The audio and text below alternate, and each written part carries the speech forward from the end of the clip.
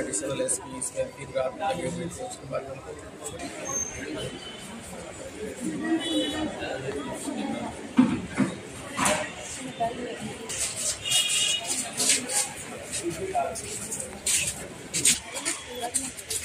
जबरदस्त भी चाहता है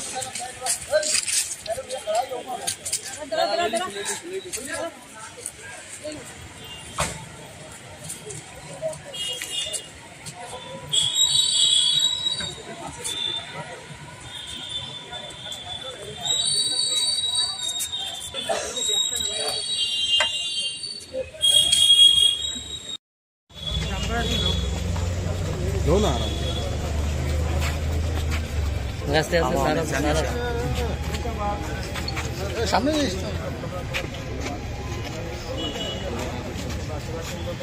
क्या नाम है आपका? तिलारा। हाँ, तिलारा। घर का है? राजस्थान। हाँ, राजस्थान। क्यों पकड़ा पुलिस ने?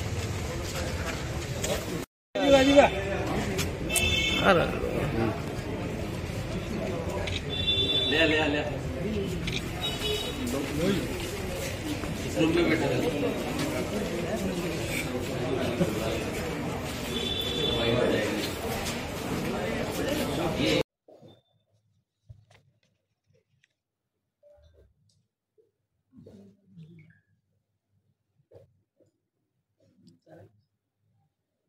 কিছুদিন আগতে কালাইন থানাত এটা মোকৰ্দমা ৰুজু হয়।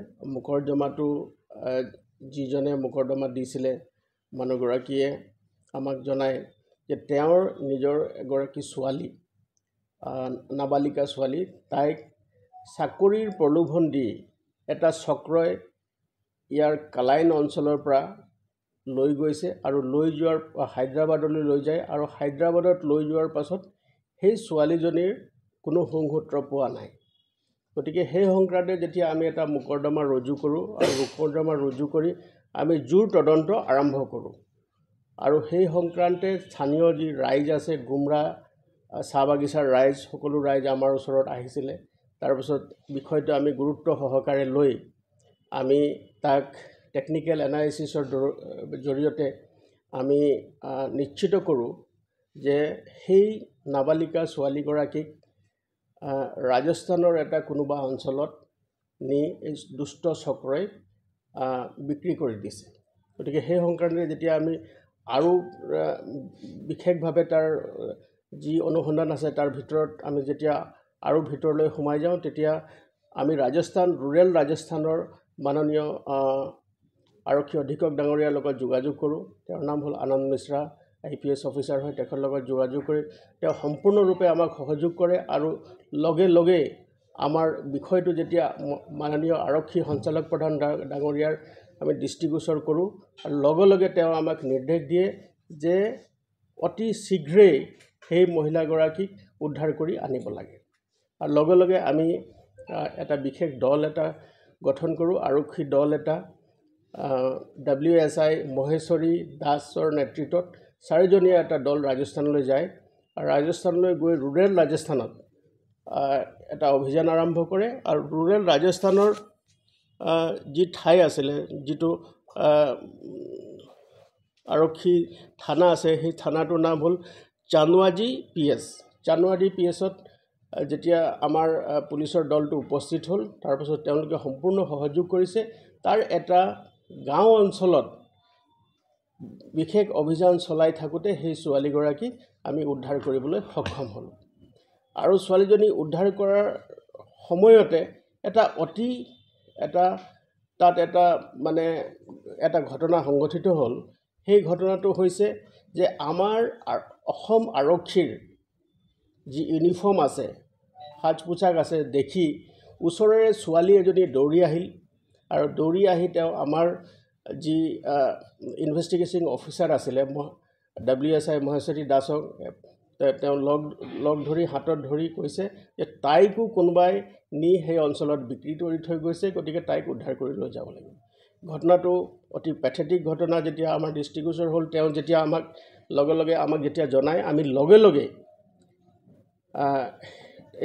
সেই মহিলাগৰাকীৰ বিষয়েও আমি তদন্ত আৰম্ভ কৰোঁ। তেওঁ খবৰ লওঁ আৰু গম পালোঁ যে সেই মহিলাগৰাকী শ্ৰীভূমি জিলাৰ পৰা তাত কোনোবাই লৈ গৈ দুষ্ট চক্ৰই তাত বিক্ৰী কৰি দিছে।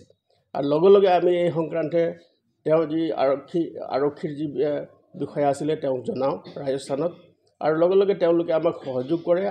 আমাৰ 2জন এডিশ্যনেল SPৰ নেতৃত্বত এই মহিলাগৰাকী, যিগৰাকী পৰৱৰ্তী কালত পোৱা গৈছিলে, তাইৰ থকা অঞ্চলত শ্ৰীভূমিত আমি যোগাযোগ কৰোঁ আৰু তাৰ পৰা আমি তথ্য লাভ কৰি সেই ছোৱালীজনীকো লগত লৈ তাৰ মাননীয় আদালতত আমি তেওঁলোকক প্ৰডিউচ কৰোঁ। আৰু প্ৰডিউচ কৰাৰ পিছত মাননীয় আদালতে আমাক এই তাত যিজন ব্যক্তি প্ৰথম মহিলাগৰাকীক লৈ গৈছিলে আৰু তাইক বিয়া পাতি লৈছিলে, সেই একিউজজনৰ নাম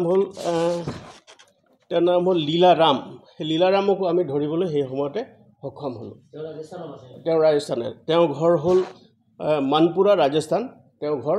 তেওঁকো আমি ধৰিবলৈ সেই অভিযান কালতে আমি সক্ষম হ'লোঁ। গতিকে একিউজ আৰু দুইগৰাকী আমাৰ যি ভিক্টিম মহিলা, তেওঁলোকক উদ্ধাৰ কৰাৰ পিছত মাননীয় আদালতত আমি তেওঁলোকক হাজিৰ কৰাওঁ আৰু আদালতে আমাক কম দিনৰ কাৰণে ট্ৰেনজিট ৰিমাণ্ড দিয়াৰ কাৰণে আমি তেওঁলোকক সোনকালে আকাশী পথেৰে আমি তেওঁলোকক ইয়ালৈ লৈ আহোঁ আৰু আমাৰ ইয়াত আদালতত তেওঁলোকক আমি হাজিৰ কৰাওঁ।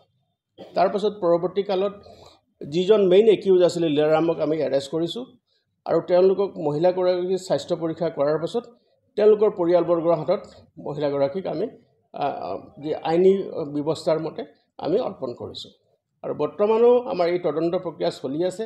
ইয়াৰ লগতে যি দুগৰাকী কিংপিন আছে, যি এই মহিলা সৰবৰাহকাৰী এই চক্ৰটোৰ চলাই আছিলে, তেওঁলোক বৰ্তমান পলাতক অৱস্থাত আছে আৰু ৰাজ্যৰ বাহিৰত আছে। গতিকে তেওঁলোকৰ বিৰুদ্ধে আমাৰ তদন্ত চলি আছে আৰু মই আশা কৰিছোঁ খুব শীঘ্ৰেই আমি তেওঁলোককো আইনৰ আওতাত আনি কঠোৰতম আইনগত ব্যৱস্থা ল'বৰ কাৰণে সক্ষম হ'ম। আৰু এই প্ৰাৰম্ভিক তদন্তত দেখা গৈছে যি চক্ৰটো এইটোৰ লগত জড়িত হৈ আছে, সেই চক্ৰটো যি আমি টেকনিকেল এনালাইচিছ কৰি আমি গম পাইছোঁ যে তেওঁলোকৰ উজনি অসম আৰু উত্তৰ অসমৰ বহু চাহ বাগিচা অঞ্চলত কিছুমান লোকৰ সৈতে তেওঁলোকৰ যোগাযোগ আছে। গতিকে আমি ভাবিছোঁ যে এটা বৃহৎ চক্ৰ, আৰু এই অসম আৰক্ষী তথা আমাৰ আৰক্ষী সঞ্চালক প্ৰধান ডাঙৰীয়াই গুৰুত্ব সহকাৰে এই বিষয়টো অনুসন্ধান কৰিবলৈ আমাক কাৰা নিৰ্দেশ দিছে আৰু অসমৰ মাননীয় মুখ্যমন্ত্ৰী ডাঙৰীয়াৰ কাৰা নিৰ্দেশ আছে যে মহিলাৰ বিৰুদ্ধে আৰু শিশুৰ বিৰুদ্ধে যি অপৰাধমূলক কাৰ্যত নিয়োজিত হ'ব, তেওঁলোকৰ বিৰুদ্ধে কঠোৰতম আইনগত ব্যৱস্থা অসম আৰক্ষীয়ে ল'ব লাগে। আৰু সেইকাৰণে আমি তৎপৰ। 2গৰাকী কিংপিন আছে আৰু 2গৰাকী কিংপিন বৰ্তমান যি আমাৰ তথ্য আছে তেওঁলোক বৰাক ভেলীৰে হয়। নাই, গোটেই বিষয়টো এতিয়া আমি যেতিয়া বস্তুটো ফাদিল হৈছে, তেতিয়া আমি যিটো দেখি আছোঁ যে যি 2গৰাকী ব্যক্তি ইয়াৰ লগত জড়িত হৈ আছে, সেই 2গৰাকীৰ অসমৰ বাহিৰৰ নহয়, অসমৰ ভিতৰৰে উজনি অসম তথা উত্তৰ অসমৰ চাহ বাগিচা অঞ্চলত বহুত যোগাযোগ আছে। গতিকে আমি এইটো ক'ব নোৱাৰোঁ যে তেওঁলোকেই ইয়াৰ পৰা চলাই আছে, কি তেওঁলোকৰো আৰু কোনোবা এজেণ্ট থাকিব পাৰে। গতিকে আমি অনুসন্ধান কৰি আছোঁ, মুকলিভাৱে আমি অনুসন্ধান কৰিছোঁ আৰু সেই অনুসন্ধান কালত যি আইনৰ আওতাত আহিব তেওঁলোকৰ বিৰুদ্ধে আমি কঠোৰতম আইনগত ব্যৱস্থা ল'বলৈ তৎপৰ হৈ আছোঁ। এইটো নিশ্চিতভাৱে আমি ক'ব পাৰোঁ আৰু সেইকাৰণে আমাৰ মাননীয় আৰক্ষী সঞ্চালক প্ৰধান ডাঙৰীয়াই মোক কাৰা নিৰ্দেশ দিছে যে এই গোটেই যিটো চক্ৰ আছে সম্পূৰ্ণৰূপে উৎখাত হ'ব লাগিব, তেওঁলোকৰ বিৰুদ্ধে কঠোৰতম আইনগত ব্যৱস্থা ল'ব লাগিব আৰু তাৰ কাৰণে আমি তৎপৰ হৈ আছোঁ। নাই, আমি এতিয়া যি তদন্ত চলি আছে আৰু তদন্ত কালত দেখা গৈছে আৰু ইয়াৰ আগতো আমি কেইবাটাও এনেকুৱা আমি উদাহৰণ পাইছোঁ যে তেওঁলোকৰ সব টাৰ্গেট হ'ল চাহ বাগিচা অঞ্চলত যিসকল মহিলা আছে বা ছোৱালী আছে তেওঁলোকে কম পঢ়া আৰু বিশেষকৈ যিসকল মাইনৰ যিসকল নাবালিকা তেওঁলোকক টাৰ্গেট কৰে আৰু তেওঁলোকক প্ৰলোভন দিয়াৰ পৰা বাহিৰলৈ লৈ যায়। আপোনালোকে দেখিছে এই যিগৰাকী দুয়োগৰাকী নাবালিকা মহিলাক ইয়াৰ পৰা হায়দৰাবাদ লৈ গৈছে। হায়দৰাবাদ লৈ যোৱাৰ পাছত আকৌ তেওঁলোকক বিক্ৰী কৰিছে ৰাজস্থানত। সেইকাৰণে এটা বৃহৎ চক্ৰ ইয়াৰ লগত জড়িত হৈ আছে। গতিকে এই চক্ৰটোক সম্পূৰ্ণৰূপে যাতে ফাদিল হয় তাৰ কাৰণে আমি তৎপৰ হৈ আছোঁ আৰু কোনো ধৰণৰ মহিলা বা শিশুৰ বিৰুদ্ধে যি ধৰণৰ অপৰাধমূলক কাৰ্যত কোনোবাই লিপ্ত হ'ব অসমৰ মাননীয় মুখ্যমন্ত্ৰী ডাঙৰীয়াৰ কৰা নিৰ্দেশ আছে তেওঁলোকৰ বিৰুদ্ধে আমি কঠোৰতম আইনগত ব্যৱস্থা ল'বৰ কাৰণে আমি তৎপৰ হৈ আছোঁ। বাহিৰত কাম দিবৰ কাৰণে চাকৰি দিয়াৰ প্ৰলোভন দি পেলাই তেওঁলোকে লৈ গৈছে।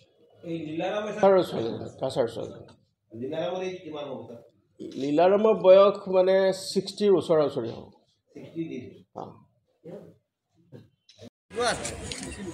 कुछ दिन पहले गुमरा बागान जलालपुर चाय बागान मेन बागान है, उसका फाड़ी बागान है, वहाँ में हम लोग नौकरी करता है। मैं बोराकचा श्रमिक का तरफ से मैंने उसको यहाँ भेजा गया। तो हम लोग ये बागान पंचायत हम लोग को बोला है कि ऐसे ऐसे गुमरा बागान से 2 लड़की को उठा के लेके गया, यहाँ से कोई काम देगा बोल के वहाँ से उठा के लेके गया। लेने के बाद वो लोग का मतलब 2 लड़की गुमरा से उठा के लेके गया। वहाँ से 1 लड़की गुवाहाटी जाने के रास्ता से कोई जैसे वो उसका समझ में आ गया जो हम लोग का कुछ गड़बड़ हो रहा है। वो 1 लड़की भाग गया वहाँ से गुवाहाटी में, और 1 लड़की को तो लेके वो लोग राजस्थान में सुना है ये राजस्थान में बिक्री कर दिया। वहाँ में वो किसी बूढ़ा आदमी के साथ में शादी भी कर दिया गया।